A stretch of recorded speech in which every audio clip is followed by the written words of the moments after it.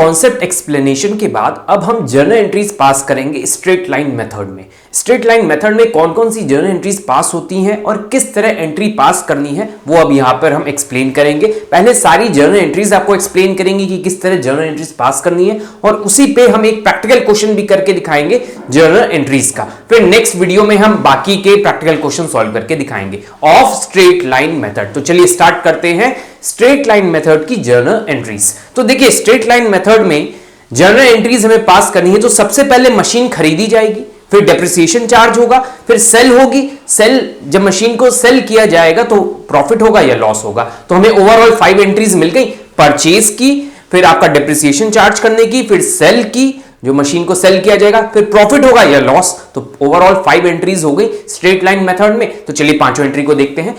जब भी हम कोई एसेट खरीदते हैं तो एसेट की वैल्यू बढ़ती है, एसेट बढ़ती है तो हम डेबिट करते हैं। तो देखिए क्या लिखा है, on purchase of an asset. पहली बार जब एसेट खरीदी जाएगी तो क्या एंट्री पास करनी होगी हमें, asset account debit to bank या वेंडर अकाउंट। अगर क्रेडिट पे खरीद रहे हैं तो वेंडर का नाम आ जाएगा, अगर पेमेंट कर रहे हैं तुरंत तो टू बैंक लिखेंगे। क्या एंट्री हो गई, asset account debit to bank या वेंडर अकाउंट। बैंक को क्रेडिट क्यों किया गया है, क्योंकि बैंक हमारा एसेट होता है, एसेट घटेगी, जब पेमेंट करेंगे तो एसेट घटेगी, क्रेडिट। वेंडर लायबिलिटी बढ़ जाएगी हमारी तो क्रेडिट। सिंपल सी फर्स्ट एंट्री थी। Second entry providing depreciation. ध्यान रखिएगा डेप्रिसिएशन की जो डेट होगी वो at the end of year होगी। जब भी हम डेप्रिसिएशन चार्ज करेंगे ईयर के एंड पे करेंगे। सपोज अगर ईयर के बीच में अगर मशीन को सेल कर दिया जा रहा है तो हम जिस डेट पे सेल कर रहे हैं उस दिन डेप्रिसिएशन लगाएंगे। ये दो चीज याद रखिएगा। अगर क्वेश्चन में नहीं बताया कि मशीन सेल हो रही है तो आप ईयर एंड पे डेप्रिसिएशन चार्ज करते जाएंगे।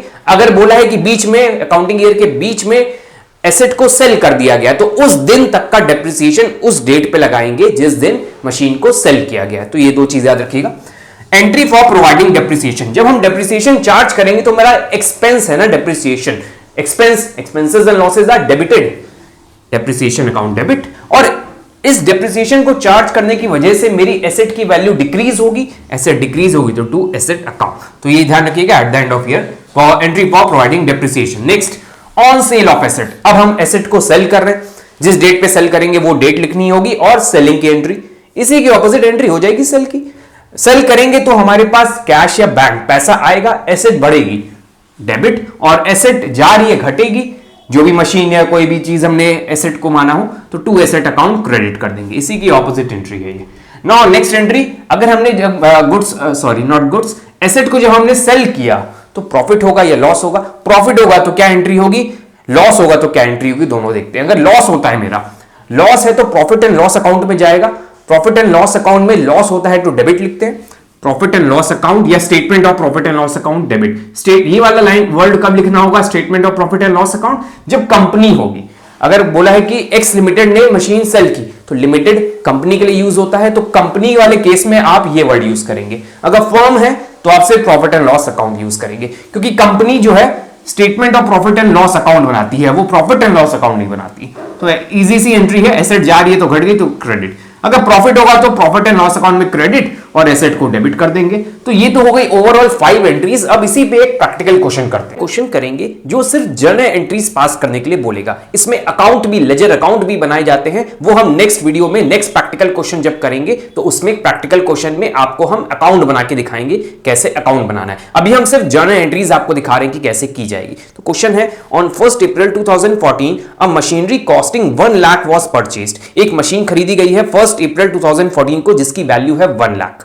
ऑन 31 मार्च 2015 मतलब एक साल बाद जब फाइनेंशियल ईयर एंड हुआ, इट वाज सोल्ड फॉर 85,000। उसको सेल कर दिया गया 85,000 में। Scrap value of machine was 10,000। Estimated useful life is 10 years. Pass necessary journal entries. बहुत इजी क्वेश्चन है। आपको पहले मशीन को खरीदना है, जिस खरीदने की एंट्री करनी है, फिर डेप्रिसिएशन चार्ज करना है, फिर मशीन को सेल करना है। सेल करने के बाद प्रॉफिट हुआ या लॉस, उसकी एंट्री पास करनी है। तो सबसे पहले हम डेप्रिसिएशन निकाल लेते हैं कि डेप्रिसिएशन कितना आएगा मशीन पे। डेप्रिसिएशन का फॉर्मूला बहुत सिंपल था, cost of machine minus scrap value upon estimated life. तो क्वेश्चन में कॉस्ट ऑफ मशीन 1 लाख है, स्क्रैप वैल्यू 10,000 है, तो हमारा यहां पर बचेगा 90,000 अपॉन 10, तो 9,000 रुपीज का डेप्रिसिएशन आ जाएगा पर ईयर का।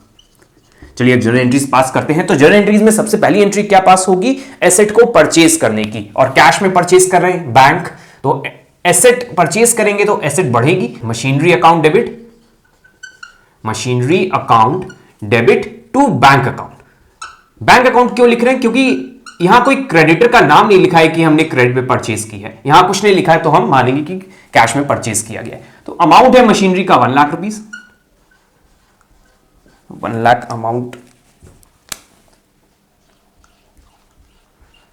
1 लाख की मशीन हमने परचेज कर ली है। अब इसके बाद हमको डेट याद रखनी है कि किस डेट पे डेप्रिसिएशन लगेगा। तो डेप्रिसिएशन हमने आपको बताया था ईयर एंड पे लगेगा। इसका ईयर एंड कब हो रहा है? 31 मार्च। और ये कब मशीन परचेज हो रही? 1 अप्रैल। तो डेट ध्यान रखिएगा, डेट के भी मार्क्स होते हैं। तो डेप्रिसिएशन लगाना है तो डेप्रिसिएशन की एंट्री आपको बताइए, डेप्रिसिएशन अकाउंट डेबिट। डेप्रिसिएशन एक एक्सपेंस है मेरा, तो डेप्रिसिएशन को हम डेबिट करेंगे। और डेप्रिसिएशन किस पे लग रहा है? एसेट पे लग रहा है। एसेट पे डेप्रिसिएशन लगेगा तो उसकी वैल्यू डिक्रीज होगी, और यहां एसेट कौन सी है? मशीनरी। तो उसको क्रेडिट करेंगे टू मशीनरी अकाउंट। डेप्रिसिएशन कितना आया अभी हमने कैलकुलेट कर रखा है, 9000 का हमने कैलकुलेट किया था, तो हम यहां 9000 नोट कर देते हैं। हमारी 2 एंट्री हो गई। अब मशीन को क्या किया जा रहा है? सेल किया जा रहा है। तो सेल कितने में किया जा रहा है? क्वेश्चन में देखिए दिया हुआ है 85,000 रुपीज में सेल किया जा रहा है। तो मशीन को जब सेल करेंगे तो हमारे पास क्या आएगा? कैश या बैंक। तो एंट्री कर देते हैं bank account debit, bank account debit.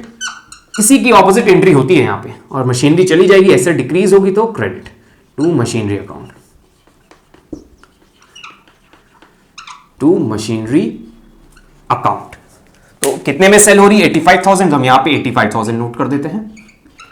अब हमें देखना है कि मशीन को जब मैंने सेल किया तो मेरा प्रॉफिट हुआ कि लॉस। तो चलिए, जिस दिन हम मशीन को सेल कर रहे हैं 31 मार्च को, उस दिन मशीन की वैल्यू कितनी थी ये हम देखते हैं। तो मशीन को 1 लाख में परचेज किया गया है, डेप्रिसिएशन लगाया 9000 का, तो मशीन की वैल्यू हो गई 91,000। 1 लाख माइनस 9000, क्योंकि डेप्रिसिएशन चार्ज किया है, तो मशीन की वैल्यू अब है कितनी? 91,000। और मैंने सेल कितने में किया है? 85,000 में। तो हमारा लॉस हो गया 91,000 माइनस 85,000 विच इज 6,000। हमारा लॉस हो गया 6,000 रुपीज का। तो उसकी एंट्री कर देते हैं। लॉस की एंट्री क्या होगी? तो लॉस की एंट्री हमारा प्रॉफिट एंड लॉस अकाउंट में डेबिट होगा। तो लिख लेते हैं profit and loss account debit, profit and loss account debit. और क्रेडिट क्या हो जाएगा? कौन सी चीज हमारे पास से जा रही है? एसेट। तो to asset account. Pen change कर लिया है हमने क्योंकि चल नहीं रहा है। तो profit and loss account debit to asset account. कितने में सेल हो रही है ये? सॉरी, कितना लॉस हुआ मेरा? 6,000 रुपीज का। ये 6,000 कहां से आया? एक बार अभी हम फिर से आपको बता देते हैं। 6,000, देखिए मशीन की वैल्यू थी 1 लाख रुपीस, हमने डेप्रिसिएशन लगाया तो मशीन की वैल्यू डिक्रीज हो गई, 91,000 बची। 91,000 की मशीन को 85,000 में सेल कर रहे हैं, तो 6,000 का लॉस आ रहा है, उसकी भी एंट्री हमने पास कर दी। अब नेक्स्ट वीडियो में हम प्रैक्टिकल क्वेश्चन करेंगे स्ट्रेट लाइन मेथड के, जिसमें हम अकाउंट बनाना सिखाएंगे कि ये जो है लेजर अकाउंट में कैसे प्रेजेंट करते हैं।